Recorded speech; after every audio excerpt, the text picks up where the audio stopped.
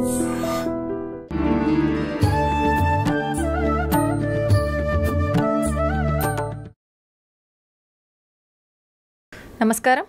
Welcome to I dream. నేను మీ విజిత. ప్రస్తుతం మనతో పాటు ఉన్నారు ఇస్కాన్ టెంపుల్ నుంచి ప్రణవానంద ప్రభుజీ గారు. ప్రభుజీ ఎప్పుడు మనతో మాట్లాడినా కూడా ఎన్నో మంచి మంచి విషయాలను, కృష్ణుడికి సంబంధించిన విషయాల గురించి అయితే ఏంటి, కృష్ణ లీలల గురించి అయితే ఏంటి, ఆధ్యాత్మిక మార్గంలో మనం వెళుతున్నప్పుడు ఎటువంటి నియమాలు పాటించాల్సి ఉంటుంది, అసలు ఆధ్యాత్మిక మార్గంలో ఎందుకు వెళ్లాల్సి ఉంటుంది, ఇలాంటి ఆసక్తికర విషయాలన్నింటినీ మనకు తెలియజేస్తూనే ఉంటారు. ఇప్పుడు ప్రభుజీతో మాట్లాడి మరిన్ని మంచి మంచి విషయాల గురించి అడిగి తెలుసుకుందాం. హరే కృష్ణ ప్రభుజీ. హరే కృష్ణ ప్రభుజీ. ఆధ్యాత్మిక మార్గం వైపు వెళ్తే మనకు అన్ని రకాలుగా బాగుంటుంది, భగవంతుడి దగ్గరికి మనం వెళ్ళొచ్చు, మోక్షం పొందొచ్చు అని చెప్పి మాట్లాడుకుంటూ ఉంటాం. అయితే ప్రభుజీ, చాలామంది ఆధ్యాత్మిక మార్గం వైపు వెళ్ళినా, ఎన్ని పూజలు చేసినా, ఎన్ని పుణ్యక్షేత్రాలు చేసినా వాళ్ళకున్న ఒత్తిళ్ళు మాత్రం అలానే ఉంటుంటాయి. మరి భగవంతుడి సేవలో ఉన్నప్పుడు, భగవంతుడి మార్గంలో ఉన్నప్పుడు ఒత్తిళ్ళు ఎందుకు ఉంటాయి? విముక్తి పొందాలి కదా ప్రభుజీ వాటి నుంచి. ఒక విషయం చెప్తాను మీకు. భగవంతుడి యొక్క సేవ వేరు, కోరికలతో భగవంతుడికి చేసే పూజలు వేరు. ఓకే. మనకి ఒత్తిడి పోవాలి అని అంటే ఫస్ట్ మన మనసులో ఉండే భారాలు ఏవైతే ఉన్నాయో అవి తగ్గించుకోవాలి. మీకు ఒక చిన్న విషయం చెప్తాను, అప్పుడు మీకు అర్థమవుతుంది. అలెగ్జాండర్ ది గ్రేట్ భారతదేశానికి వచ్చినప్పుడు ఒక సాధువు ఒంటిపైన బట్టలు కూడా లేవట, ఇలా కూర్చొని ధ్యానం చేస్తూ ఆనందంగా నిమగ్నం అయిపోయి ఉన్నారనమాట. అయితే ఈ సాధువు అలెగ్జాండర్ని చూసి నించోని కూడా నించోలేదట. అయితే ఆయనకు చాలా కోపం వచ్చింది. అదేంటి, నేను ఇంత పెద్ద రాజును వస్తే నించోవట్లేదేంటి అని ఆయన ఏం చేశారు, ఒక వ్యక్తిని పంపించారు. ఆయన నించోమని చెప్పు అని అన్నారనమాట. ఆయన వెళ్ళారు. నేను ఎందుకు నించుంటా అని అన్నాడు. ఈయన హాయిగా అలా మళ్ళీ తపస్సు చేసుకుంటున్నాడు అనమాట. అలెగ్జాండర్ స్వయంగా వచ్చారు ఆయన దగ్గరికి. వచ్చి ఆయనతో అన్నారట, అయ్యా నా దగ్గర ఇంత సామ్రాజ్యం ఉంది, అయినా సరే నాకు భారంగా ఉన్నది, నీ దగ్గర బట్టలు కూడా లేవు, అయినా సరే నువ్వు ఇంత ఆనందంగా ఎలా ఉన్నావు, ఇంత ఆనందం నీ ముఖంలోనే కనిపిస్తూ ఉంది, ఎందుకింత వర్చస్సు, ఎందుకింత తేజస్సు, ఎందుకింత ఆనందం నీ దగ్గర ఉంది అని అడిగారట. అయితే ఈయన అన్నారట, ఒక చిన్న రాయి, ఇంతే రాయి కింద నుంచి తీసుకొని అలెగ్జాండర్ అన్నారట, ఇది నువ్వు పట్టుకోవచ్చా? అయితే అలెగ్జాండర్ అన్నారట, ఇంత చిన్న రాయి పట్టుకోవటంలో నాకేముంది, పట్టుకుంటాను, ఇవ్వండి అని చేతిలో పెట్టాడు. అలానే పట్టుకొని ఉంచు అని అన్నారట. ఇలా పట్టుకున్నారు. గంట సేపు అయింది, 2 గంటలు అయింది, 3 గంటలు అయింది. అలా టైం పెరుగుతూ ఉండేసరికి ఆయన చేతి మొత్తం కూడా ఎంత హెవీగా అనిపించిందంటే అంత హెవీగా లాస్ట్ కింద పడేశారు. అమ్మో నేను ఇంకా పట్టుకోలేను, అదేంటి ఇంత చిన్న రాయి నేను పట్టుకుంటాను, అచ్చేస్తా ఇంచేస్తాను అన్నావు కదా, ఇప్పుడేమైంది అని అంటే, అమ్మో చాలా కష్టం, చాలా కష్టం. సరే, ఒక చిన్న రాయే కొద్దిసేపటి తర్వాత ఎంత భారంగా మారిపోయింది మనకి. కానీ మనము భగవంతుడి దగ్గరికి ఎందుకు వెళ్తున్నాము? అయ్యా నాకు కొత్త కారు కొని ఇచ్చేసేయి, నాకు కొత్త ఇల్లు కొని ఇచ్చేసేయి, నాకు తొందరగా పెళ్ళి అయిపోవాలి, నాకు పిల్లలు కలగాలి, నాకు ఇంత ఆస్తి రావాలి, నాకు అది కావాలి, ఇది కావాలి అని ఇంకా భారాలు అడగడానికి మనం భగవంతుడి దగ్గరికి వెళ్ళామనుకోండి, ఎప్పుడు మనం ప్రశాంతంగా ఉండలేం. కానీ అదే స్వామి నిస్వార్థమైన ప్రేమతో, భక్తితో, భక్తి వేరు, కోరికలు కోరటం వేరండి. ఎప్పటి వరకైతే మనం భగవంతుడి నుంచి కోరికలు కోరుతామో అది భక్తి కాదు. అంటే మనసులో ఎటువంటివి లేకుండా నిస్వార్థమైన భావనతో, భగవంతుడి పట్ల ప్రేమతో కానీ మనం వెళ్తే అటువంటి వాడు ఎన్నటికీ కూడా ప్రశాంతత లేకుండా ఉండలేడు. ఆయనకి తప్పక ప్రశాంతత ఉంటుంది. ఎవరైతే నిస్వార్థమైన ప్రేమనే మనకి ప్రశాంతత, మీరు అంటున్నారు కదా, ఆ సాటిస్ఫాక్షన్ అనేది వస్తుంది. ఒక ఆయన అంటే చాలా తీర్థయాత్రలు చేస్తూ ఉండేవారట. చాలా తీర్థయాత్రలు చేస్తుంటే ఎందుకోసం చేసేవాళ్ళు, మాకు ఇది అయిపోవాలి, మాకు అది అయిపోవాలి, మాకు ఇది జరిగిపోవాలి, మాకు అది జరిగిపోవాలి అని తీర్థయాత్రలని చేస్తూ, అక్కడికి వెళ్తే పుణ్యం వస్తుందట, ఇక్కడికి వెళ్తే పాపం పోతుందట, దీంతో చేస్తుండే. అయితే వాళ్ళ గురువుగారు చాలాసార్లు చెప్పారు, నాన్న ఈ భావనతో వెళ్ళకు, అక్కడుండే భగవంతుడి యొక్క దర్శనం చేసుకోవడానికి వెళ్ళు, అక్కడ సాధువుల దగ్గర నుంచి మాటలు వినడానికి వెళ్ళు, ఆ క్షేత్రానికి సేవ చేయడానికి వెళ్ళు అని అంటే ఈయనకు అర్థం కాదు. నేను వెళ్ళాలి, మునగాలి, అన్ని దర్శనాలు చేసుకోవాలి, ఎందుకంటే పుణ్యం వచ్చేస్తుంది, పుణ్యం వచ్చేస్తుంది, పుణ్యం వచ్చేస్తుంది. అదే అయితే ఈ గురువు గారు ఒకసారి ఏం చేశారంటే ఒక కాకరకాయ ఇచ్చారట. కాకరకాయ ఇచ్చి, నాన్న నువ్వు వెళ్ళే పుణ్యక్షేత్రాలు అన్నింటిలో కూడా ఎక్కడెక్కడైతే నువ్వు స్నానం చేస్తావో అక్కడల్లా కూడా ఈ కాకరకాయకి స్నానం చేయించు అని అన్నారట. సరే అని మొత్తం ప్రతి క్షేత్రాన్ని గంగా, యమున, గోదావరి, కావేరి అన్నిట్లో స్నానం చేసి తీసుకొచ్చారట.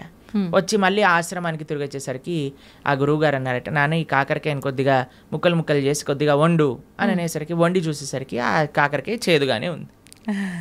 కాబట్టి దాని యొక్క గుణం పోయిందా? గంగలో స్నానం చేసాం, యమునలో స్నానం చేసాం, పోలేదు కదా. ఎప్పటి వరకైతే మనం నిజమైన ఆధ్యాత్మిక మార్గము అని అంటే ఏమిటి? శ్రవణం, కీర్తనం, విష్ణు స్మరణం, పాద సేవనం, అర్చనం, వందనం, దాస్యం, సాఖ్యమాత్మ నివేదనం.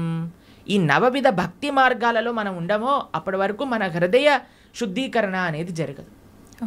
ఎంతవరకైతే మన హృదయ శుద్ధీకరణ అనేది జరగదో అప్పటి వరకు మనకు ప్రశాంతత ఉంటుంది అనమాట. అలాంటి తీర్థయాత్రకి వెళ్ళటం తప్పని చెప్పట్లేదండి. ఏ భావనతో వెళ్ళాలి? సేవా భావనతో వెళ్ళాలి. ఏ భావనతో వెళ్ళాలి? భగవంతుడి పట్ల ప్రేమతో వెళ్ళాలి. ఏ భావనతో వెళ్ళాలి? అక్కడ నుంచి ఏం నేర్చుకోవచ్చు, ఏం తెలుసుకోవచ్చు అనే భావనలోకి వెళ్ళాలి. కానీ ఏదో పుణ్యం వచ్చేసేయాలి, పాపం పోవాలి, ఏదో సైట్ సీయింగ్గా ఇలా వెళ్తే ఏం ప్రయోజనం లేదు. ఇప్పుడు చూడండి, ఏ క్షేత్రాలకు వెళ్ళినా మనం 4 ధామ్లో చూస్తూ ఉన్నాం. అందరు కూడా కెమెరాలు పట్టుకొని రికార్డింగ్స్ చేయడానికి, వ్లాగింగ్స్ చేయడానికి వెళ్తున్నారట. అవును ప్రభు. కేదార్నాథ్, బద్రీనాథ్ ఇలాంటి క్షేత్రాలన్నిటికీ కూడా, బృందావనంలో అందరు రీల్స్ చేయడానికి వెళ్తున్నారు. ఇలా చేస్తే మనకి భక్తి ఎటువంటి ప్రయోజనం రాదండి. ఇంకా మనల్ని కర్మబంధంలో ఇంకా చిక్కుకుంటాం, కానీ మనం చర్మబంధం వీడలేము.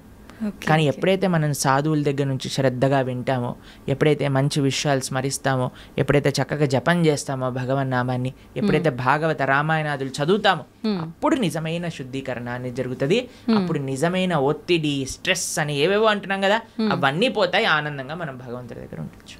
ఓకే ప్రభుజీ, కొంతమంది అనుకుంటారు నేను భగవంతుడి ధ్యాసలోనే ఉండాలి, ఆయన మొత్తం ఆయనకే అంకితం అయిపోవాలి అంటే కుటుంబ వ్యవహారాల్లో ఉంటుంటారు. కానీ ఎక్కువగా నేను ఆధ్యాత్మికం వైపు నడవాలి అనుకుంటున్నాను అనుకున్నా కూడా మనసు అనేది ఏకాగ్రత ఉండదు. అటువంటి వారు ఏం చేయాలి ప్రభుజీ? ఇలాంటివన్నీ గొడవలైనాక నెక్స్ట్ మూమెంట్ అనిపిస్తుంది నిజంగానే. తర్వాత అయిపోయాక అంతా బాగుంది బాగుంది, దేవుడి పక్కన మనము మన సంసారంలో ఉంటాం. అవునవును. దీన్ని శ్మశాన వైరాగ్యము అని అంటారు. కాబట్టి దీంతో పనికి రాదండి. మనము to start with regular spiritual practice ఉండాలి. మనం ఏమనుకుంటామంటే ఇప్పుడు నేను మొత్తము కూడా ఈ సంసారంలో ఉంటాను, ఒక సమయానికి సంసారానికి పులి స్టాప్ పెట్టేసి మొత్తం ఆధ్యాత్మికం అయిపోతాను. అలా అవ్వదండి ఎప్పుడు కూడా. మనము బ్యాలెన్స్ నేర్చుకోవాలి, మనకి ప్రియారిటీస్ ఉండాలి. కాబట్టి అలా మొత్తం వెళ్ళిపోతాను, మొత్తం మునిగిపోతాను అని చాలామంది మాకు కూడా చెప్తూ ఉంటారు. ప్రభుజీ ఇంకొక 4 సంవత్సరాలు వెయిట్ చేయండి, 4 సంవత్సరాల తర్వాత నువ్వు ఉంటావా లేదో తెలియదు కదా. అవును, ఎవరు ఉంటారో లేదో తెలియదు కదండి. ఒక నెక్స్ట్ క్షణంలోనే ఏమవుతుందో చెప్పలేం కదండి. నిజమే ప్రభుజీ. దేహినాం క్షణ భంగురహ అని అంటారు. తామరాకు పైన నీటి బొట్టు లాంటిది అనమాట మానవ జన్మ. ఇప్పుడు చూస్తున్నాం మనం, అసలు ఆశ్చర్యపోతున్నాం. అసలు మీరు ఎప్పుడైనా ఇంటర్నెట్లో చూసారనుకోండి, ఒకళ్ళు ఇలా పెళ్ళిళ్ళల్లో డాన్స్ చేస్తూ వెళ్ళిపోతారు. చిన్న చిన్న పిల్లలు, ఇప్పుడు వయసుతో సంబంధం లేదు హార్ట్ అటాక్ రావడానికి. అలానే ఎవరికైనా వస్తుంది అని కాదండి, మనకి తెలియదు ఎవరికి ఏమవుతుందో అనే విషయం. అవును. కాబట్టి మనం ఏమంటున్నామంటే ఒకనాడు ఇలా చేస్తాము, ఒకనాడు అలా చేస్తాము అన్నదానికంటే మనకి ఇప్పుడున్న సమయంలో కొద్దిగా సమయం భగవంతుడి కోసం తీయండి, కొద్దిగా సమయం వెచ్చించండి భగవంతుడి కోసము. ఓకే, వెచ్చించి చక్కగా దాన్ని మంచి ఆధ్యాత్మిక మార్గంలో యూజ్ చేయండి. ఎందుకంటే అదే మనకి శాశ్వతమైన ఫలితాన్ని ఇస్తుంది. స్వల్పమప్యస్య ధర్మస్య త్రాయతే మహతో భయాత్ అని కృష్ణుడు భగవద్గీతలో చెప్పారు. నువ్వు ఇంత చేస్తే నీకు ఇంత ఇస్తా, ఇంతగా కృష్ణుడు స్వీకరిస్తాడటండి. ఇంత చేస్తే, మనం ఇంత చేస్తే భగవంతుడు ఇంత అనుకుంటాడట దాన్ని. కానీ ఈ ప్రపంచంలో వాళ్ళకి ఇంత చేసినా సరే వాళ్ళు అనుకుంటారు ఏం చేశాడు వీడు నాకు, పెళ్ళిళ్ళల్లో ఇలానైనా మమ్మల్ని చూసుకునేది, అలానైనా మమ్మల్ని చూసుకునేది అని కొట్లాటలు పెట్టడానికి జనాలందరూ రెడీగా ఉంటారు. కానీ భగవంతుడు రివర్స్. కానీ మనం ఈ ప్రపంచంలో ఉండే వాళ్ళందరినీ సాటిస్ఫై చేయడానికి ప్రయత్నం చేస్తున్నాం, ఈజీగా సాటిస్ఫై అయ్యే భగవంతుడిని వదిలేస్తున్నాం. అది మనం చేసేదన్నమాట. కానీ మనం ఏమంటున్నామంటే బ్యాలెన్స్డ్గా ఉండండి. మంచిగా ప్రతిరోజు కొద్ది సమయమైనా గీత చదువుకోవడానికి. మీరు చూడండి, ఏ మతం వాళ్ళైనా అండి చిన్నప్పటి నుంచి పిల్లలకి నేర్పిస్తారు వాళ్ళ మతం ఏంటి, వాళ్ళ సాంప్రదాయం ఏంటి, అసలు వాళ్ళ పుస్తకాలు ఏంటి, పుస్తకాలు చదవటం కానీ వాళ్ళ యొక్క ఉత్సవాలు. మనకి ఎప్పుడు చిన్నప్పటి నుంచి ఎంజాయ్మెంట్ ఎంజాయ్మెంట్ ఎంజాయ్మెంట్ ఎంజాయ్మెంట్ తప్ప మిగతాది ఏమీ మనం నేర్పించట్లేదు. ఎంతమంది తల్లిదండ్రులు పిల్లలకి గీతా భాగవతాదులు చెప్తున్నారు చెప్పండి ఒకసారి? చాలా తక్కువగా ప్రభుజీ. అప్పుడు మన ధర్మం ఎలా ముందుకెళ్తుంది చెప్పండి? కాబట్టి మనం జాగ్రత్తగా కొద్దిగా టైం తీసుకొని ప్రతిరోజు కానీ మనం చదువుతూ పిల్లలకి చెప్తూ ఉంటే అప్పుడు కరెక్ట్ సమాజం అనేది మంచిగా ఉంటుంది, దృఢంగా ఉంటుంది. అది ముఖ్యం అన్నమాట. ఓకే ప్రభుజీ, వింటుంటాం సాధారణంగా పెద్దవాళ్ళు అంటుంటారు వీడు కారణ జన్మురా అని చెప్పి. అసలు నిజంగా కారణ జన్ములు అంటే ఎవరు ప్రభుజీ? సృష్టిలో ఉన్న ప్రతి ఒక్కరూ కారణ జన్ములే అంటారా? కారణ జన్ములు అనేదానికంటే కర్మ జన్ములు అనటం బెటర్ ఏమో, ఎందుకంటే అందరూ వాళ్ళ కర్మ ఫలితంగా జన్మిస్తూ ఉంటారు. కారణ జన్మలు అని అంటే ఎవరైతే మహానుభావులు ఉంటారో, మహాభక్తులు ఉంటారో, ప్రపంచంలో ఉండే వాళ్ళందరినీ భక్తి మార్గంలో ధార్మికంగా నడిపించడానికి ప్రయత్నం చేస్తూ ఉంటారో, వాళ్ళ ఆచరణ ద్వారా శాస్త్ర అధ్యయనం ద్వారా 10 మందికి మంచి చేయడానికి ప్రయత్నం చేస్తుంటారు. అటువంటి మహానుభావులు కారణ జన్ములుగా మనం చెప్పొచ్చు. ఎంతో మంది మహానుభావులు మన భారతదేశంలో కారణ జన్ములుగా ఒక ప్రయోజనం కోసం అవతరించిన వాళ్ళు ఉన్నారు. మన ఆచార్యులు జగద్గురు శంకరాచార్యులు కానీ, జగద్గురు మధ్వాచార్యులు కానీ, జగద్గురు రామానుజాచార్య స్వామి వారు, శ్రీ చైతన్య మహాప్రభు, వల్లభాచార్యులు, శ్రీల ప్రభుపాదులు వారు, ఇటువంటి మహానుభావులు జన్మిస్తారు. వాళ్ళని కారణ జన్ములు అని అంటారనమాట. కానీ మనలాంటి జీవులందరం కూడా మన కర్మ ఫలితాన్ని అనుభవించడానికి జన్మించిన వాళ్ళమే అనమాట. మనం చేసుకున్న పుణ్య పాపాలను అనుభవించడానికి ఈ ప్రపంచంలోకి వచ్చాం. కాబట్టి కర్మ వల్ల జన్మించే జీవులందరూ కూడా కారణ జన్ముల యొక్క మార్గాన్ని అనుసరించాలి. వాళ్ళు చూపించిన మార్గాన్ని, వాళ్ళు ఇడిపిచ్చిపెట్టిన లెగసీ ఏదైతే ఉందో దాన్ని ఫాలో అవటం వల్ల, వాళ్ళ టీలింగ్స్ ఫాలో అవటం వల్ల మనం కూడా జన్మలేని ఒక చక్కటి భగవంతుడి యొక్క లోకానికి చేరుకోగలుగుతాం అనమాట. కాబట్టి ఆచార్యులు కారణ జన్ములు, వాళ్ళకి కర్మ లేదండి. ఏ మహా భగవద్భక్తుడు ఆవిర్భవించినప్పుడు భగవంతుడు స్వయంగా ప్రేరణ చేస్తే అయ్యా నువ్వు వెళ్ళి జనాలను ఉద్ధరించు అని చెప్తే కానీ వాళ్ళు రారు. అటువంటి మహాభాగవతోత్తములని మనం కూడా ఆశ్రయిస్తే మనం కూడా ఈ జన్మ రాహిత్యం పొంది భగవంతుడి యొక్క సేవ చక్కగా ఆ భగవంతుడి యొక్క లోకంలో చేసుకోగలుగుతాం. ప్రభుజీ, ప్రతి ఒక్కరికి కూడా ముందు జన్మకు సంబంధించిన వాసనలను బట్టి పాపపుణ్యాలు ఉంటాయి కదా, మరి వాళ్ళకు అంత గత జన్మలకు సంబంధించిన ఉంటాయి కదా, మరి వాళ్ళకి ఎందుకు ఉండవు కర్మలు? ఆచార్యులక మహాభాగవతోత్తములక, ఎందుకంటే వాళ్ళు భగవంతుడు పంపిస్తే ఈ ప్రపంచంలోకి వచ్చిన వాళ్ళు. వాళ్ళందరూ కూడా భగవంతుడి యొక్క లోకంలో ఉండేవాళ్ళు అనమాట. అయ్యా నువ్వు ఉద్ధరించడానికి వెళ్ళు అని వాళ్ళని పంపిస్తే వాళ్ళు వచ్చి మనల్ని ఉద్ధరించడానికి ప్రయత్నం చేస్తారు. కాబట్టి వాళ్ళు ఏదో మనలాగా కర్మ వల్ల పుణ్యపాపాలు అనుభవించడానికి వచ్చిన వాళ్ళు కాదనమాట. భగవంతుడు తన యొక్క సొంత కృపతో, స్వామి నువ్వు వెళ్ళి ఈ ప్రపంచంలో ఉండే వాళ్ళందరూ కష్టపడిపోతున్నారు, పాపం వీళ్ళందరికీ ఏమి ధర్మం ఏంటి అధర్మం అంటే ఏం తెలియట్లేదు, కాబట్టి నువ్వు వెళ్ళి నీ భక్తి ద్వారా నీ ఆచరణ ద్వారా 10 మందికి తెలియజేయి, వాళ్ళందరినీ కూడా మంచి మార్గంలో నడిపించు అని చెప్పి పంపిస్తే వాళ్ళు భగవంతుడి దగ్గర నుంచి కిందికి వస్తారు. ఓకే, అలా ప్రభుజీ, ధర్మం ధర్మం అంటున్నాం. ధర్మము, జ్ఞానము, భక్తి, కర్మ ఇవన్నీ మాట్లాడుకుంటున్నాం. అసలు ఇవన్నీ అంటే ఏంటి? నిజంగా వీటన్నింటినీ మనం గనక వీటి కరెక్ట్ మార్గంలో గనక వెళ్ళగలిగితే వీటి ద్వారా నిజంగా భగవంతుని ఎలా చేరుకుంటాం? అసలు మీరన్న క్వశ్చన్లో చాలా టర్మ్స్ ఉన్నాయి. ధర్మము, జ్ఞానము, భక్తి, కర్మ ఇవన్నీ ఒక్కొక్క విశ్లేషణ చేయవలసిన, ఒక్కొక్క పాడ్కాస్ట్ కి సంబంధించిన టాపిక్స్ అనమాట మీరు అడిగింది. సాధారణంగా ప్రతి ఒక్కరు ఎవ్వరు నోరు తెరిచినా కూడా ఇవే జనరల్ గా డిస్కస్ చేస్తుంటారు కదా ప్రభుజీ. మన అన్నిటికంటే పెద్ద మిస్కన్సెప్షన్ ఏంటి అని అంటే, ఎవరికి తోచింది వాళ్ళు ధర్మం అనుకుంటారు. నాకు తెలిసిందే ధర్మము, అంతే, నేను ఇది ఇలా చేశాను కాబట్టి ఇదే ధర్మము, నాకు ఇలా తెలుస్తుంది కాబట్టి ఇదే భక్తి, నేను ఇచ్చేస్తాను ఇదే నాకు జ్ఞానము, నాకున్నదే గొప్ప జ్ఞానము. ఇదంతా కాదండి, చాలా సింపుల్. ధర్మస్తు సాక్షాత్ భగవత్ ప్రణీతం. ధర్మం అంటే భగవంతుడు చెప్పింది. భగవంతుడు ఏం చెప్పాడు, ఎక్కడ చెప్పాడు మీకు తెలుసా? తెలీదు. భగవంతుడు అసలు ఏం మాట్లాడారు, అసలు ఏం చెప్పారు అనే విషయం తెలుసా మనకి? భగవంతుడు చెప్పింది భగవద్గీత. మనకి బేసిక్ ధర్మం. ఎవరైనా అనుకున్నారనుకోండి, అరే నాకు మన సనాతన ధర్మంలో చెప్పిన ధర్మం ఏంటి తెలుసుకుందాము అని అనుకుంటే వాళ్ళు అసలు ఏం చదవాలి? భగవద్గీత చదవాలి ప్రభుజీ. భగవద్గీత కంపల్సరీగా చదవాలి మన సనాతన ధర్మంలో. ఎందుకంటే అది ప్రస్థానత్రయములో ఒక పుస్తకం. అన్నిటికంటే మెయిన్ ఫిలాసఫికల్ అండర్స్టాండింగ్, అసలు ధర్మం అంటే ఏమిటి అని తెలుసుకోవడానికి, సనాతన ధర్మం అంటే ఏమిటి తెలుసుకోవడానికి భగవద్గీత తప్పకుండా అధ్యయనం చేసి ఉండాలి. ఎంతమంది హిందువులు భగవద్గీత చదివిన వాళ్ళు ఉన్నారు చెప్పండి? ఎంతమంది అధ్యయనం చేసిన వాళ్ళు ఉన్నారు చెప్పండి? చాలా మందికి ఇంట్రెస్ట్ ఉందండి. ఎందుకంటే కాలం వాళ్ళైతే చదువుతుంటారు. మీరు అలా అనుకుంటున్నారు. మేము ఇప్పుడు భగవద్గీత నేర్పిస్తున్నప్పుడు 3rd క్లాస్ పిల్లల నుంచి 10th క్లాస్ పిల్లల వరకు ఎంతోమంది పిల్లలు కూడా భగవద్గీత పూర్తిగా అధ్యయనం చేయడానికి రెడీగా ఉన్నారు, చేస్తున్నారు కూడా, ఎగ్జామ్స్ కూడా రాస్తున్నారు. పిల్లలు నోట్బుక్ పెట్టుకొని భగవద్గీత నోట్ డౌన్ చేసుకుంటుండే పిల్లలు చాలామంది మన దగ్గర ఉన్నారు. మా యూట్యూబ్ ఛానల్లో మేము భగవద్గీత చెప్పినప్పుడు సుమారుగా 10 లక్షల మంది వీక్షించారు. కాబట్టి ఉన్నారు జనాలు, కానీ ఆ అవేర్నెస్ ఇంకా పెరగాలి. అవును, భగవంతుడు చెప్పింది ధర్మం కానీ ఇక్కడ అక్కడ చెప్పింది ధర్మం కాదు, వీడు వాడు చెప్పింది ధర్మం కాదు.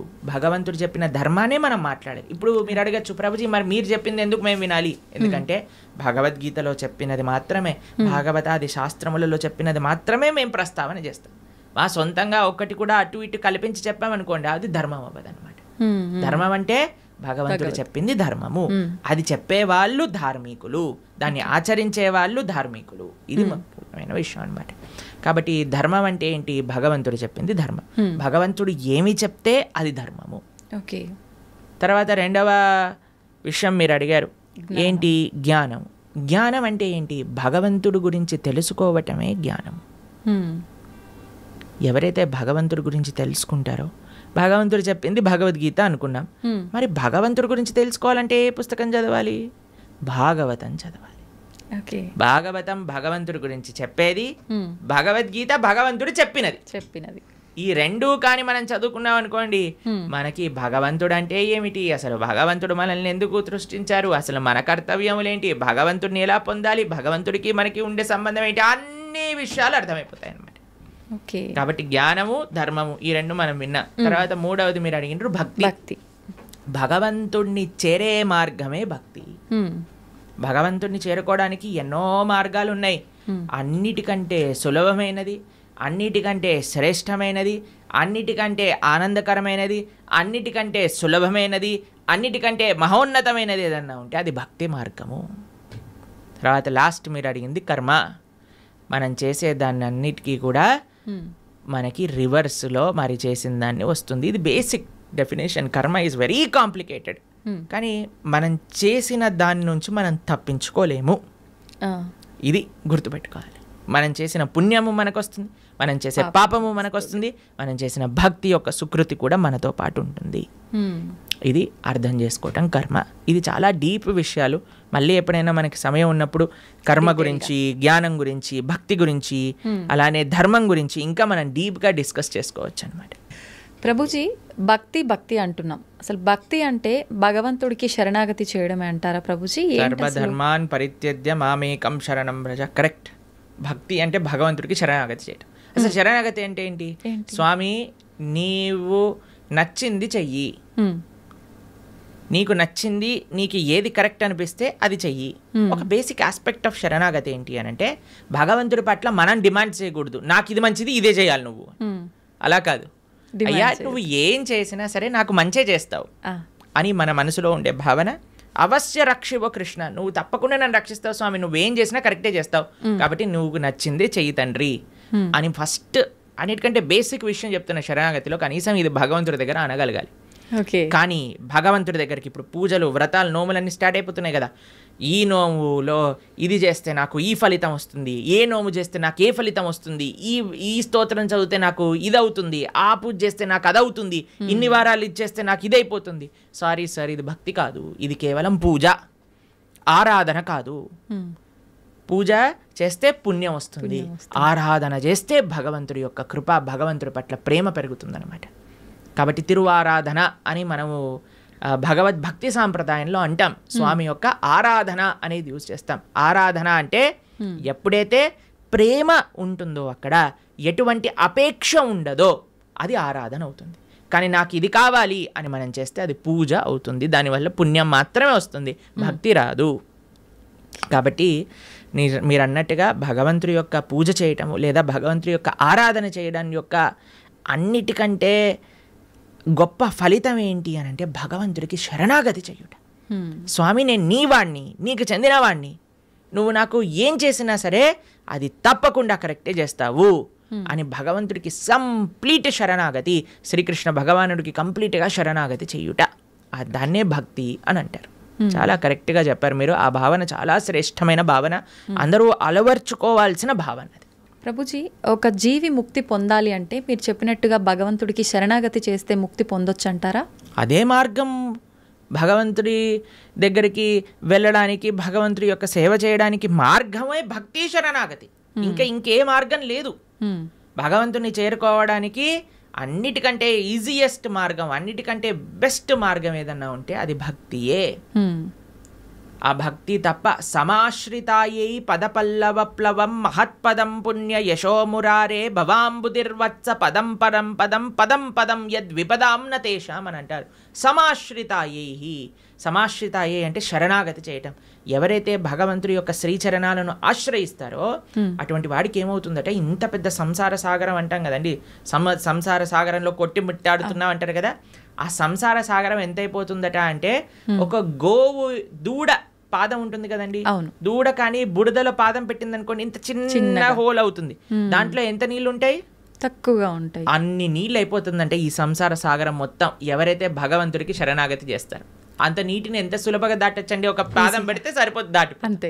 అలా సంసారాన్ని దాటేయచ్చట ఎవరైతే భగవంతుడి యొక్క పాదాలకు శరణాగతి చేస్తారు. కాబట్టి ముక్తి కావాలి, భగవంతుడి దగ్గరికి వెళ్ళి భగవంతుడి యొక్క సేవ చేసుకోవాలి అని అనుకున్న వాళ్ళకి ఏకైక మార్గం ఏమిటి అని అంటే అది భక్తి శరణాగతి మాత్రమే, ఇంకా ఏ మార్గము పని చెయ్యదు. ఓకే ప్రభుజీ, మోక్షం అంటుంటాం, ముక్తి మోక్షం ఒకటేనా? ఇవి రెండూ కూడా భగవంతుని చేరుకోవడాన్నే ముక్తి మోక్షం అని అంటారా? ఎస్, ముక్తి మోక్షము అని అంటే చాలా మందికి ఒక మిస్కన్సెప్షన్ ఏముంటుంది అని అంటే భగవంతుల్లోకి వెళ్ళి కలిసిపోవటము అని అనుకుంటారు, ఐక్యం అయిపోవటము అని అంటారు. చాలా మంది ఈ మాట వాడుతూ ఉంటారు అనమాట. ఐక్యం అయిపోవాలి భగవంతుడి లోపల. మనం ఏమి భగవంతుడి లోపల ఐక్యం అవ్వడానికి పుట్టలేదండి. జీవులం అందరూ కూడా జీవేర స్వరూప హోయ్ కృష్ణేర నిత్య దాస్, మనందరం కూడా భగవంతుడి యొక్క సేవ చేయడానికి ఉన్నాం. ఇప్పుడు చూడండి, ఒక చిన్న పిల్ల ఉంది, ఆవిడికి అమ్మ అంటే చాలా ప్రేమ ఉన్నప్పుడు ఆ చిన్న పిల్ల వచ్చి అమ్మతోటి, అమ్మ మళ్ళీ నేను నీ పొట్టలోకి దూరిపోతాను, నీ శరీరంలోకి వెళ్ళిపోతాను అని అంటే, ఒరే శరీరంలోకి వెళ్ళటం ఏంట్రా, నువ్వు అమ్మ అంటే ప్రేమ ఉంది అని అంటే నువ్వు ఏదో ఒక సేవ చేయాలి, అమ్మకి నచ్చినట్టుగా ఉండాలి, అమ్మకి నచ్చే విధంగా ఉండాలి, అదే సేవ కదండి. అమ్మ పొట్టులోకి వెళ్ళిపోవటం ప్రేమనా, లేదా అమ్మకి నచ్చే పనులు చేయటం ప్రేమనా? నచ్చే పని చేయటం. కాబట్టి భగవంతుడి యొక్క భక్తి, భగవంతుడి ముక్తి అని అంటే భగవంతుడు లోపలికి వెళ్ళిపోవాలి అని కోరుకోవటం కాదు, భగవంతుడినే అయిపోవాలి అని చాలా మంది అనుకుంటూ ఉంటారు అనమాట. కానీ అది కాదండి ముక్తి అంటే. ముక్తి అంటే భగవంతుడి యొక్క సేవ చేయటం. భగవంతుడి యొక్క సేవ కాదు, భగవంతుడి యొక్క భక్తుల యొక్క సేవ. భగవంతుడి యొక్క భక్తుల యొక్క సేవ కాదు, భగవంతుడి యొక్క భక్తుల యొక్క భక్తుల యొక్క సేవ. భగవంతుడి యొక్క భక్తుల యొక్క భక్తుల యొక్క సేవ కాదు, భగవంతుడి యొక్క భక్తుల యొక్క భక్తుల యొక్క భక్తుల యొక్క సేవ. దాసానుదాసో తవ పాదేయిక మూలం, ఇది ముక్తి అని అంటే. మనం చాలామందికి ప్రశ్న, ఒకవేళ మనకి ముక్తి వచ్చేసింది అనుకోండి, భగవంతుడి దగ్గరికి వెళ్ళిపోవాలి, ఏం చేస్తాము? సేవ చేసుకుంటాం. ఎస్, సేవ చెయ్యాలి అనే వాళ్ళకే అక్కడికి అలౌడ్ ఉంటుంది, లేకపోతే అలౌడ్ ఉండదు అనమాట. నేను కూడా మీరు వైకుంఠానికి ఎందుకు వెళ్తున్నారండి అని వీసా స్టాంపింగ్ వాళ్ళు అడిగారు అనుకోండి, ఏం లేదండి మేము కొద్దిగా మాకు వైకుంఠం చూసి రావాలని ఉంది అనుకోండి, రిజెక్ట్ అనేసిస్తారు. టూరిస్ట్గా వెళ్ళలే మనం వైకుంఠానికి, పర్మనెంట్ రెసిడెంట్గానే వాళ్ళు వీసా ఇస్తారు. ఆ పర్మనెంట్ రెసిడెంట్లో కూడా పర్మనెంట్ ఎంప్లాయ్మెంట్ ఉంటుందన్నమాట మనకి భగవంతుడి యొక్క సర్వీస్.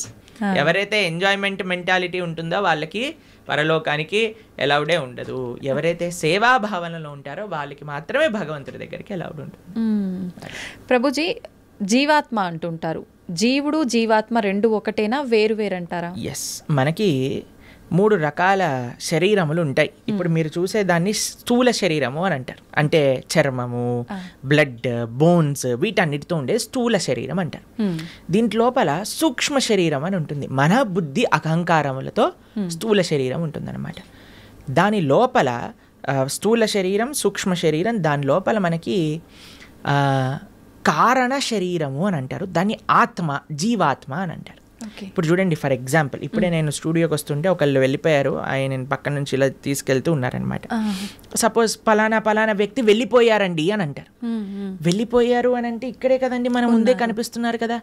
మరి వెళ్ళిపోయారు అనేది ఏం వెళ్ళిపోయింది? ఆత్మ. ఇదే బేసిక్ అండర్స్టాండింగ్.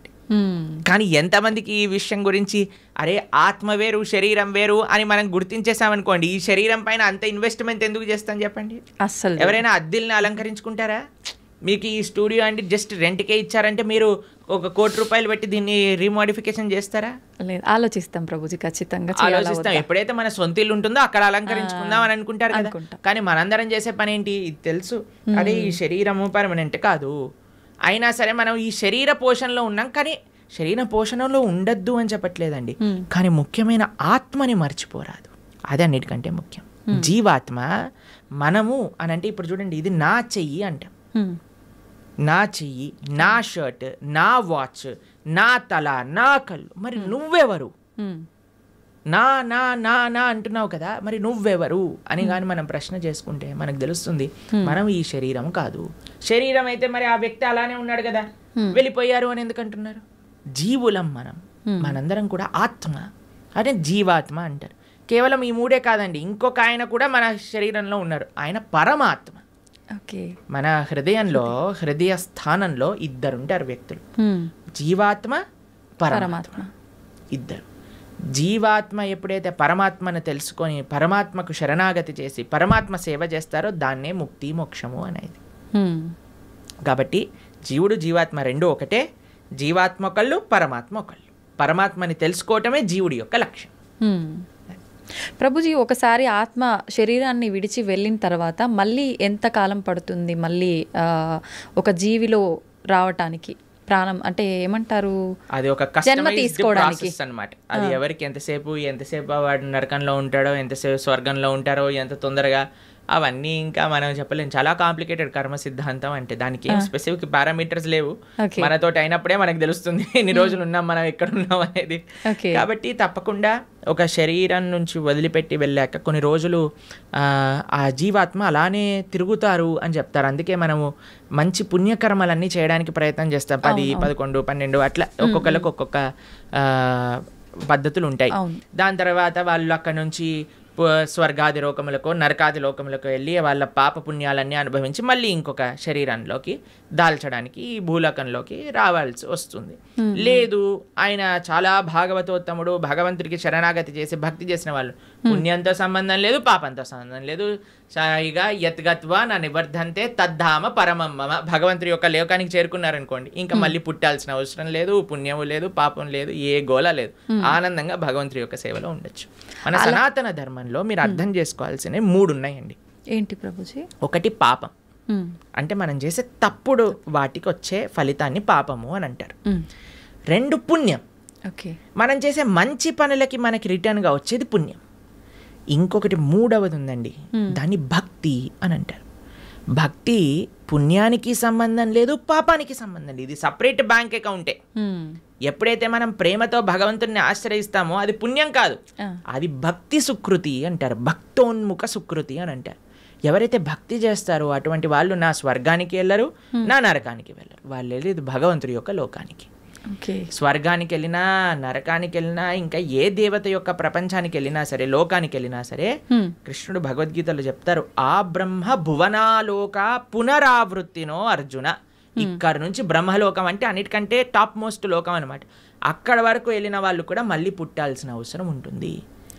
ఎప్పుడైతే మాముపేత్యత్తు కౌంతయ్య, నన్ను ఆశ్రయించిన వాళ్ళు, ఎవరు చెప్తున్నారు నన్ను అని అంటే కృష్ణుడు అర్జునుడితో చెప్తున్నారు, నన్ను ఆశ్రయించిన వాళ్ళకి మళ్ళీ పుట్టుక అనేది ఉండదు అనే విషయం చెప్తున్నారు. కాబట్టి మనం పుణ్యం పైన ఫోకస్ చేయకూడదు, పాపం పైన ఫోకస్ చేయకూడదు, మనం భక్తి పైన ఫోకస్ చేయాలి. ఇది పర్మనెంట్ సొల్యూషన్ అనమాట.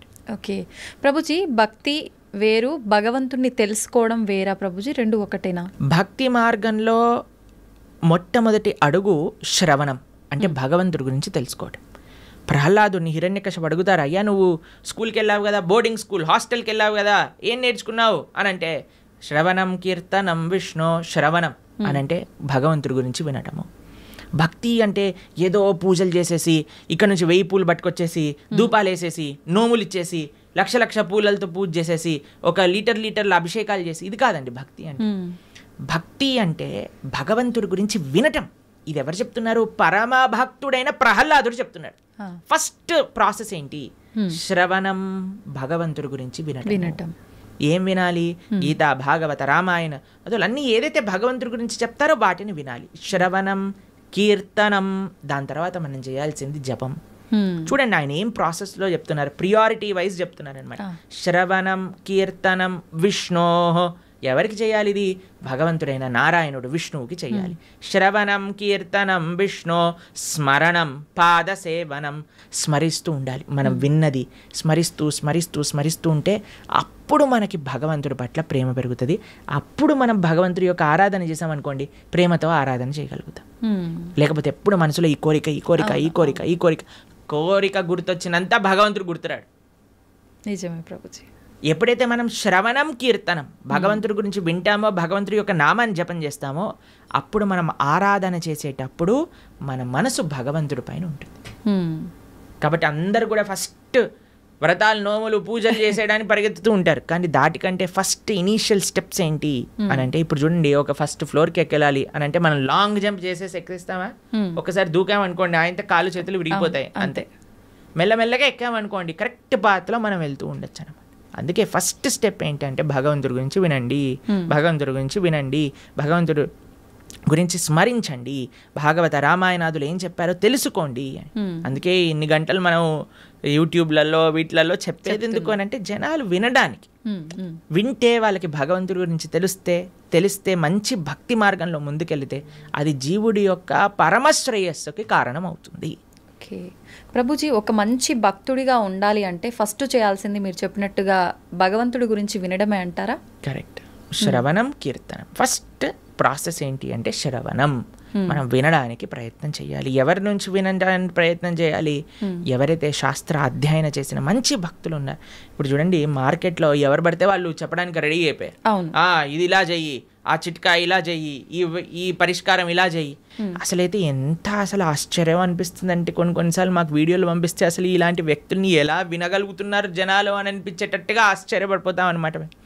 ఎందుకంటే భాగవత మన శాస్త్రాలు చెప్పే విషయం వేరు, వీళ్ళు చెప్పే విషయాలు వేరు. ఒకడు తలపైన చేయబెడతానంటాడు, ఒకడు ఇంకొక మాయ చేస్తానంటాడు, ఇంకొకడు మ్యాజిక్ చేస్తానంటాడు. మాయలు, మ్యాజిక్ కావాలంటే మీరు మ్యాజిక్ షోకి వెళ్ళండి కదా, దేవుడి దగ్గరికి ఎందుకు రావాలి?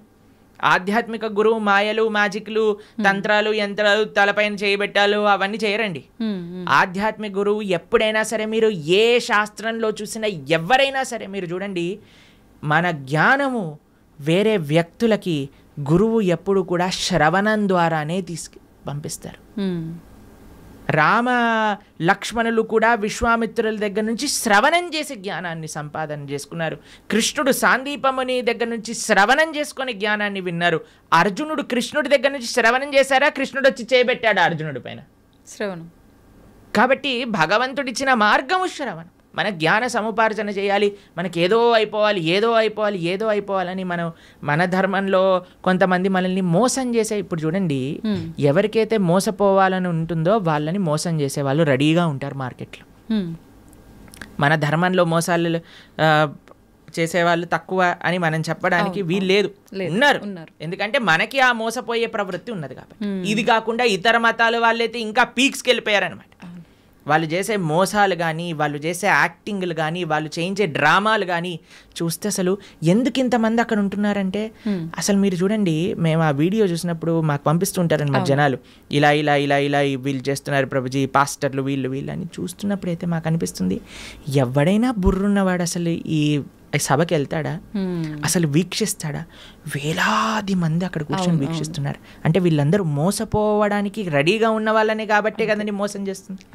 వాడు ఇంటికి వెళ్ళాక అనుకుంటున్నాడు, అసలు వీళ్ళు ఎంత మూర్ఖులు, అసలు ఎలాంటి వ్యక్తులు వీళ్ళు, నేను చేసే యాక్టింగ్లకి చప్పట్లు కొట్టటాలు, అరవటాలు, ఇలాంటి వాళ్ళు ఉన్నంత వరకు మోసాలు ఆపలేమండి. మన లోపల ఒక జాగరూకం కావాలి. నేను శాస్త్రాన్ని నమ్ముతా, భగవంతుడి యొక్క తత్వాన్ని అధ్యయనం చేస్తా, కానీ మ్యాజిక్ల వల్ల, ఏమంటాం, మీరు చేతులు పెట్టడాల వల్ల, ఏవో సృష్టించటం వల్ల, ఏదో మన జీవితంలో ఏదో మంచి జరిగిపోవటం వల్ల, దానివల్ల ఏది వచ్చే ప్రయోజనం లేదండి. ఈరోజు మంచి జరుగుతుంది, రేపేం జరుగుతుంది? జీవుడి యొక్క పరమశ్రేయస్సు భగవంతుడి గురించి తెలుసుకోవటం మనందుకే మేము ఎక్కడికి వెళ్ళినా మొత్తుకునేది ఒకటే విషయం, ఇవన్నీ యొక్క ట్రాప్లో పడకండి. మన మానవ జన్మ ఎన్నో సంవత్సరాల తర్వాత మనకి రేర్గా దొరికిన ఈ అవకాశాన్ని మంచి మార్గంలో ఉపయోగించుకోండి అనే మేము అందరం ప్రార్థన చేస్తూ ఉంటాం అందరికీ కూడా. ఎందుకంటే మాకు అనిపించేది ఏంటి అంటే పాపం ఇలాంటి వాళ్ళ ట్రాప్లలో పడే వాళ్ళు చెడ్డవాళ్ళు కాదండి. భగవంతుడి గురించి తెలుసుకోవాలి అనుకుంటే కదా వాళ్ళు ఇలాంటి బాబాల దగ్గరికి లేదా ఇలాంటి వ్యక్తుల దగ్గరికి వెళ్ళేది. కానీ మేము అనుకునేది ఏంటి అంటే మంచి మార్గం కానీ వాళ్ళు తెలుసుకోగలిగితే వాళ్ళ జీవితం పండిపోతుంది. మన శాస్త్రం ఏం చెప్తుంది తెలుసా, ఇలాంటి చెడు వ్యక్తుల వల్ల వెళ్ళే వాళ్ళ పరిస్థితి ఎలా ఉంటుందట అంటే సగం మింగిన కప్పలాగా ఉంటుందట. పాము ఒక పెద్ద కప్పని పట్టేసుకుంటుంది. ఎంత పెద్దగా ఉంటుందంటే ఆ కప్ప లోపలికి మింగలేదు, బయటికి వదలలేదు. అలాంటి పరిస్థితులు చిక్కుకుపోతారు. కాబట్టి మీ అందరికీ మేము చేసే ప్రార్థన ఏంటి అంటే ఎవరైతే శాస్త్రాన్ని అధ్యయనం చేశారో, శాస్త్రపరంగా శాస్త్రసమ్మతంగా మాట్లాడతారో, ఎవరైతే వైదిక సనాతన ధర్మాన్ని ఆచరిస్తూ ఉన్నారో, ఇప్పుడు ఏంటంటే అండి కలియుగంలో ఎంతోమంది దేవుళ్ళని మ్యానుఫ్యాక్చర్ అయిపోయారు. ఎక్కడ చూసినా వీడి దేవుడు అంటాడు, వాడి దేవుడు అంటాడు, అందరినీ దేవుళ్ళు అనటం ప్రారంభం చేశాం. కానీ ఒక్క విషయం, భగవంతుడు అనేవారు ఎవరైనా ఉంటే అది వేదములు ప్రతిపాదన చేసిన వారు మాత్రమే. కాబట్టి శాస్త్రీయంగా ఎవరైతే ప్రామాణికంగా దైవము అని చెప్పారో వాళ్ళ గురించి తెలుసుకోవటం శ్రేయస్సు. ఆ శాస్త్రీయమైన గ్రంథాలను అధ్యయనం చేయడం శ్రేయస్సు. కానీ మొన్న ఒక 50 సంవత్సరాల ముందో 70 సంవత్సరాల ముందో పుట్టిన గ్రంథాలని మనం చదవాల్సిన అవసరం లేదు. మనం చదవాల్సిన ఏదన్నా వాంగ్మయం ఉంటే అది వ్యాసుడిచ్చిన వాంగ్మయం మాత్రమే. అది చాలా ముఖ్యం. ఓకే ప్రభుజీ, మీరు చెప్పినట్టుగా అంటే వీటన్నింటినీ చదువుకుంటూ భగవంతుడి గురించి వింటూ అలా ఉంటే నిజంగా భగవంతుడి అనుగ్రహం పొందొచ్చు అంటారా? గుళ్ళకి పుణ్యక్షేత్రాలకి వెళ్ళకపోయినా కూడా భగవంతుడి యొక్క అనుగ్రహం పొందాలి అని అంటే భగవంతుడు చెప్పినట్టు నడుచుకోవాలి. మీకు ఒక విషయం చెప్తాను. మీకు మీ పిల్లలు ఉన్నారనుకోండి, మిమ్మల్ని చాలా బాగా చూసుకుంటూ మీరు చెప్పిన పని ఏమీ చేయకపోతే మీకు ఆనందం వేస్తుందా? లేదా మిమ్మల్ని బాగా చూసుకుంటూ మీరు చెప్పిన పనులన్నీ కూడా చేస్తే బాగా ఆనందం వేస్తుందా? లేదా మిమ్మల్ని బాగా చూసుకోకపోయినా జస్ట్ మీరు చెప్పిన పనులన్నీ చేస్తే బాగా ఆనందం వేస్తుందా? బాగా చూసుకోవాలి, చెప్పింది వినాలి, అప్పుడే ఆనందంగా ఉంటుంది కదా. అదే మనం చేయాలి. భగవంతుడు చెప్పినట్టుగా నడుచుకోవాలి, భగవంతుడి యొక్క ఆరాధన చేయాలి. అది నిజమైన మంచి జీవుడు లేదా మంచి సనాతన ధర్మానికి చెందినవాడు చేసే పని. ఇటు భగవంతుడి యొక్క సాంగత్యం లేనప్పుడు మనం భగవంతుడి యొక్క స్మరణతో ధార్మికంగా ఉండటం, అలానే మనం భగవంతుడి యొక్క సేవ చేసుకునే ఒక అవకాశం వచ్చినప్పుడు సాక్షాత్తుగా అక్కడికి వెళ్ళి దర్శనం చేసుకొని ఒక సేవ భావనతో ఉండటం, ఆ రెండు ముఖ్యమే మనకి. ఓకే ప్రభుజీ, కొంతమంది తల్లి గర్భంలోనే ఉన్నప్పుడే రకరకాల రీజన్స్ ఏదైనా ఉండొచ్చు, చనిపోతూ ఉంటారు. అది వాళ్ళ గత జన్మ కర్మఫలమే అంటారా, లేదంటే మరి ఇంకేమైనా రీజన్ అయి ఉంటుందంటారా? ఇప్పుడు కర్మ ఎలా పనిచేస్తుంది అంటే అండి, అన్నిటినీ మ్యాచ్ చేస్తుంది అనమాట ఎగ్జాక్ట్ పాయింట్కి. తల్లిదండ్రుల కర్మ ప్రకారం ఏం జరగాలి అది ఉంటుంది, జీవుడు వచ్చేవాడి కర్మలో ఏం జరగాలి అది కూడా ఉంటుంది. అన్నిటినీ కలిపి మ్యాచ్ చేసి ఒక దగ్గర పంపిస్తుంది. కాబట్టి ఇది ఎవరి కర్మ అని చెప్తే ఆ జీవుడు కర్మనే, అలానే ఆ తల్లిదండ్రుల యొక్క కర్మనే, అందరి కర్మ మిక్స్ అయ్యి పరివారము అని అంటేనే ఒకళ్ళ కర్మ ఒకళ్ళు నెగేట్ చేసుకోవడానికి పుట్టినవారు. Okay okay. కాబట్టి ఇప్పుడు ఈ జన్మలో భార్యాభర్తలు పిల్లలు ఎలా వచ్చారండి, ఎవరు చూస్ చేశారండి, మాకు ఎవరు పిల్లలు పుడతారని ఎలా మనం ఎలాంటి ప్రభావంతో మీరు ఎవరికైతే రుణం ఉందో, ఎవరైతే మిమ్మల్ని పోయిన జన్మలో పెంచారో వాళ్ళకి మీరు మళ్ళీ పిల్లలుగా పుట్టారనుకోండి, వాళ్ళని పెంచి ఆ రుణం పోతుంది అనమాట. లేదు మీకు ఎవరైనా శత్రువులు ఉన్నారనుకోండి, వాళ్ళు కూడా పిల్లలుగా పుట్టచ్చు. ఎందుకంటే వాళ్ళకి మనం చేసిన అపచారాలన్నీ కూడా వాళ్ళు ఇప్పుడు మనతో చేసి మన కర్మ నెగెట్ చేస్తూ ఉంటారనమాట. కాబట్టి అది ఒక పెద్ద కాంప్లికేటెడ్ కార్మిక్ సైకిల్. అది ఎవరి కర్మ ఎగ్జాక్ట్గా అని చెప్పడం, అందరి కర్మ కలిసి ఒక కుటుంబం ఏర్పడుతుంది. ఒకళ్ళ కర్మ ఒకళ్ళు నెగెట్ చేసుకుంటూ ఉంటారనమాట. అది కుటుంబం అంటే. ప్రభుజీ, వాళ్ళు కర్మ అనుభవించటానికే మరొక జన్మ తీసుకుంటున్నప్పుడు అంటే బయటికి వచ్చి అనుభవించాలి కదా, కడుపులోనే ఎందుకు అలా అవటం? కడుపులో అనుభవం ఉండదా? కడుపులోనే అనుభవం ఉంటుంది. అంతే అనుభవం ఉండాలి అని కర్మ ఉంటే అంతే అనుభవం అంతే. Okay okay. కాబట్టి జీవుడు తల్లి గర్భములోకి వెళ్ళిన మరుక్షణం నుంచి కాన్షియస్నెస్ స్టార్ట్ అయిపోతుంది, డెవలప్ అవ్వటం అని చెప్తారనమాట. కాబట్టి గర్భస్థ నరకము అని అంటారు. ఇప్పుడు చూడండి, అమ్మ ఇప్పుడు మీరు రెస్పాండ్ అవ్వటం, ఇప్పుడు ప్రహ్లాదుడు గర్భంలో ఉన్నప్పుడే కదండి భగవంతుడి గురించి విన్నది. పిల్లలు అందుకే చెప్తారు, ఎప్పుడైతే కడుపుతో ఉంటారో అప్పుడు మంచి విషయాలు వినాలని రామాయణ భాగవతాలు వింటూ ఉండండి, అప్పుడు పుట్టేవాడు మంచి భక్తుడిగా పుడతాడు అని. ఎందుకంటే వాడి లోపల కాన్షియస్నెస్ ఉంది కాబట్టి, వాడు అనుభవిస్తున్నాడు ఏది మంచి ఏది చెడు. అందుకే అమ్మని జాగ్రత్తగా ఇది తినకూడదు ఇవి తినాలి అని ఎందుకు చెప్తారు అని అంటే, వాటి వల్ల ఆ పిల్లవాడికి కూడా ఆ రకమైన బాధ కలుగుతూ ఉంటుంది, లేదా ఆ రకమైన ఆనందం వస్తూ ఉంటుంది అని. కాబట్టి లోపల కూడా వాడు అనుభవిస్తూనే ఉన్నాడు జీవి. ప్రభుజీ, భగవంతుడి అనుగ్రహం అనేది ఇప్పుడు మామూలుగా చెప్తుంటారు కదా ప్రభుజీ, మగవారు ఇంట్లో యజమాని చేసే పూజ వల్ల ఎక్కువ ఫలితం ఉంటుంది, కుటుంబానికి మొత్తం చెందుతుంది. ఆడవారు చేసే పూజా ఫలితం అనేది తనకు ఒక్కటి మాత్రమే చెందుతుంది అని చెప్పి చెప్తుంటారు. ఇది నిజమేనా ప్రభుజీ? ఒకవేళ ఇది నిజమైతే చేసే పుణ్యంలో 50% భార్యకి చెందుతుంది, భార్య చేసే పుణ్యంలో నయా పైసా హస్బెండ్కి రాదు. హస్బెండ్ చేసే పాపంలో 50% భార్య చేసే పాపంలో 50% హస్బెండ్కి చెందుతుంది, హస్బెండ్ చేసే పాపంలో నయా పైసా భార్యకి రాదు. ఓకే, కాబట్టి ఇలా చూసుకుంటే ladies are more fortunate in one sense. కాబట్టి యజమాని ఎందుకు జాగ్రత్తగా నువ్వు ధార్మికంగా ఉండాలి అని చెప్తున్నారంటే, ఎందుకంటే వాడే ఎక్కువ ట్రిత్లో ఉన్నాడనమాట. వాడు చేసిన దానికి చేయని దానికి అనుభవించాల్సింది వాడే, కాబట్టి జాగ్రత్తగా ఉండు అని చెప్పేది. కాబట్టి మనం ఆరాధన అంటే ఏదో ఇప్పుడు చాలా మంది ఆడవాళ్ళు పూజ చేయాలి, మగవాళ్ళు పూజ చేయకూడదు, మగవాడేమో కాఫీ తాగుతూ పేపర్ చదువుతూ కూర్చుంటాడు అనమాట. అది కాదండి. ఫస్ట్ మగవాడి బాధ్యత. మీకు విషయం చెప్పాలా, వైదిక ధర్మంలో వంట కూడా మగవాళ్ళే చేసేవాళ్ళు, ఆరాధన కూడా మగవాళ్ళే చేసేవాళ్ళు. మీకు విషయం చెప్తాను, కొన్ని సంవత్సరాల క్రితం కానీ మనం వెళితే చరిత్రలో బయట ఇల్లు ఊడ్చి తూడ్చి ముగ్గులేయటం కూడా మగవాళ్ళే చేసేవాళ్ళు. మరి ఇప్పుడు ఎందుకు లేదు ప్రభుజీ ఆచారం? మీరు ఉంటే బాగుండేది కదా. కానీ ఇట్ ఈస్ నాట్ ఆడవాళ్ళ పని పూజ అనే నోషన్ ఫస్ట్ పోవాలి. ఆరాధన అంటే అయితే మగవాడే చేయాలా? కాదు, అందరు కలిసి ఆరాధన చేయాలి. ఎలా అందరూ కలిసి ఆరాధన చేస్తారు అని అంటే, ఎవరైతే ఇంటి యజమాని ఉన్నారో ఆయన భగవంతుడి యొక్క ఆరాధన చేస్తూ ఉంటారు. మరి ఇంట్లో ఉండే స్త్రీలు ఏం చేస్తారు? వాళ్ళు చక్కగా భగవంతుడికి నైవేద్యములు తయారు చేసి, భగవంతుడికి పూలమాలలు తయారు చేసి, భగవంతుడికి వస్త్రాలు కుట్టి వీళ్ళు ఆ సేవని సమర్పణ చేస్తారు. పిల్లలు ఏం చేస్తారు? బయటికి వెళ్ళి పూలు తులసి ఇవన్నీ పట్టుకొని వస్తారు. ఏదైనా రూమ్లో ఆ నాన్నకి అమ్మకి, అమ్మ అక్కడ వంట చేసి ఇక్కడికి వచ్చి అందించి భగవంతుడికి నివేదన చేయడానికి ఇస్తూ ఉంటారు. కాబట్టి పరివారం అంతా కలిసి పూజలో పాల్గొంటుంది అనమాట. కాబట్టి ఆరాధన ఎవరు చేయాలి అనే విషయానికి వస్తే, ఇంట్లో ఉండే పురుషులే ఆరాధన చేయాలి అని శాస్త్రం చెప్తుంది. అలానే పురుషులు ఒక్కడి ఆరాధన చేసేసి ఇంకా భార్య ఏం చేయాల్సిన అవసరం లేదా అంటే, అందరు కలిసి ఆరాధన. ఒక్కొక్కరికి ఒక్కొక్క బాధ్యత. ఒకళ్ళు నైవేద్యం తయారు చేయటం, ఒక పూలమాలలు తయారు చేయటం, చందనం తీయటం, పూలు తేవటం, పుష్పాలు చేయటం, తులసి పదాలు చేయటం, లాస్ట్కి సమర్పణ చేసుకోవటం. అందరు కలిసి చేస్తే అది ఆరాధన అవుతుంది. అందుకే ఆ family that praise together stays together అని అంటారు. అది చాలా ముఖ్యం. You should pray together. ఒకడు వెళ్ళిపోయి పూజ చేసుకొని వెళ్ళిపోతాడు, దాని తర్వాత ఇంకొకరు వెళ్ళి పూజ చేసుకొని వెళ్ళిపోతారు, అలా కాదు. Everybody should together do it అనమాట. అది ముఖ్యం. ప్రభుజీ, కుటుంబ పరిస్థితులను బట్టి సంసార జీవితంలో కొట్టుమిట్టాడుతూ ఉంటారు కొంతమంది. అటువంటి వారు అసలు భక్తి మార్గంలో నడవటం కానీ దైవారాధన కానీ ఏమీ ఉండవు. మరి వాళ్ళు ముక్తి పొందే మార్గం ఏమైనా ఉంటుందా? ఎవరు కొట్టుమిట్టాడు అన్నాడు సంసార జీవితంలో?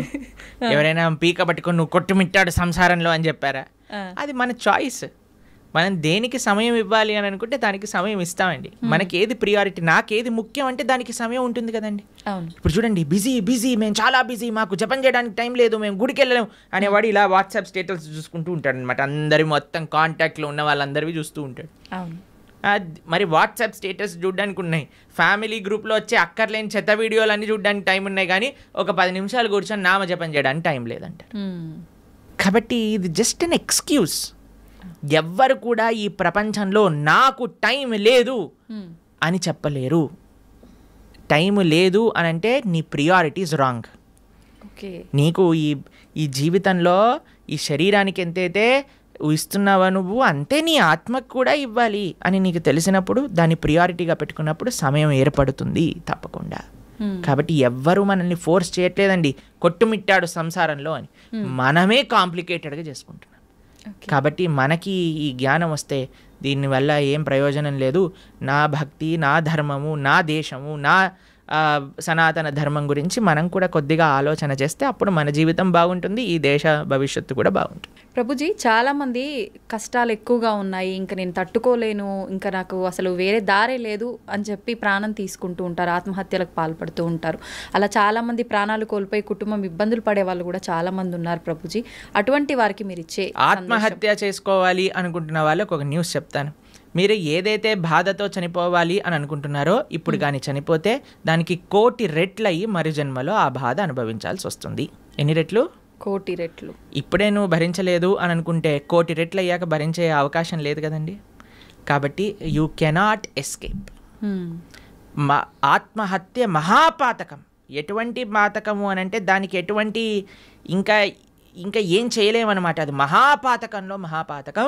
అటువంటి వాడు నరకంలో చాలా ఘోరమైన పరిస్థితులు అనుభవించాల్సి వస్తుంది. మరజన్మలో ఎత్తినప్పుడు 1,00,00,000,000 రెట్లు ఎక్కువ బాధ ఆ జీవుడికి అదే పరిస్థితిలో వస్తుంది అనమాట. కాబట్టి తస్మాత్ జాగ్రత్త జాగ్రత్త. ఇప్పుడు చూడండి, ఎవరైనా తాళం చేయి తయారు చేశారంటే దానికి తాళం తయారు చేశారంటే తాళం చేయి లేకుండా తయారు చేయరు కదండి. అలాంటి తాళం ఎక్కడైనా చూసారా?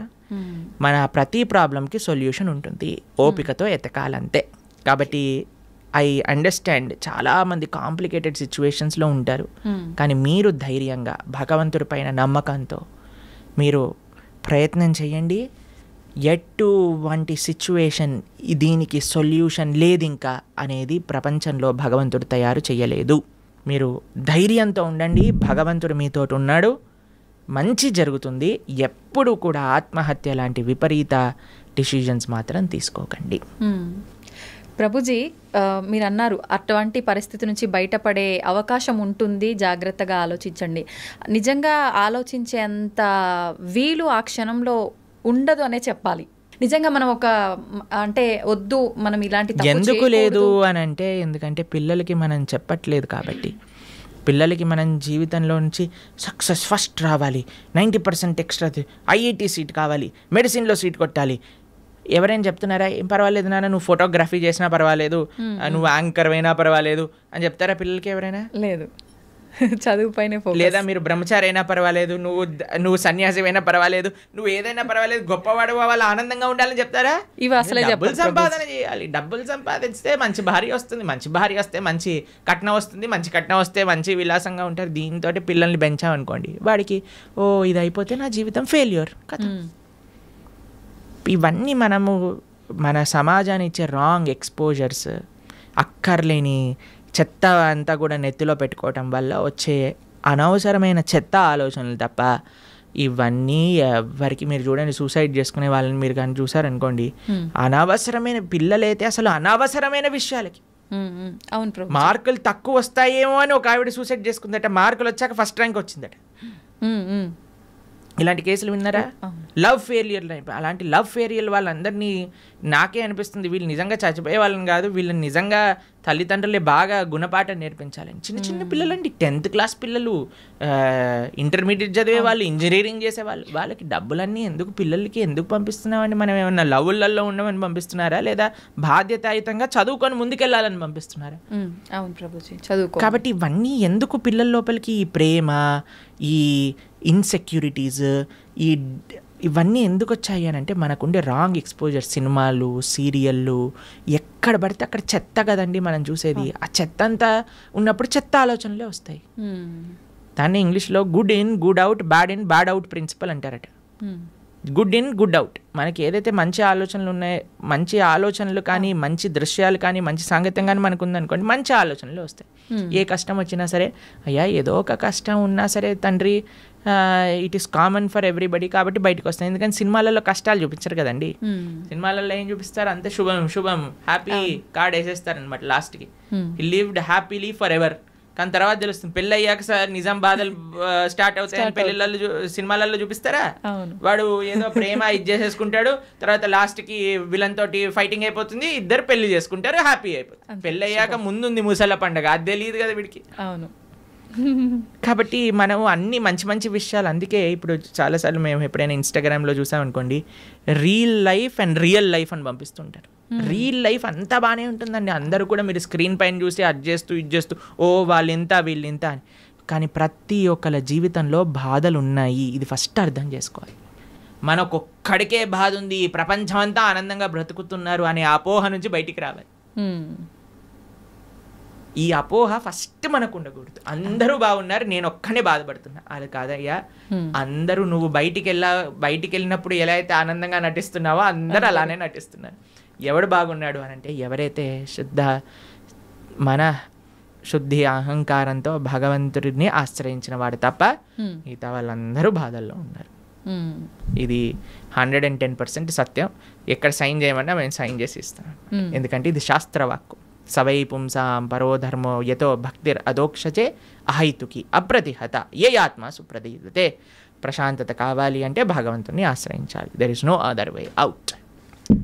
ధన్యవాదాలు ప్రభుజీ, మంచి విషయాలు తెలియజేశారు.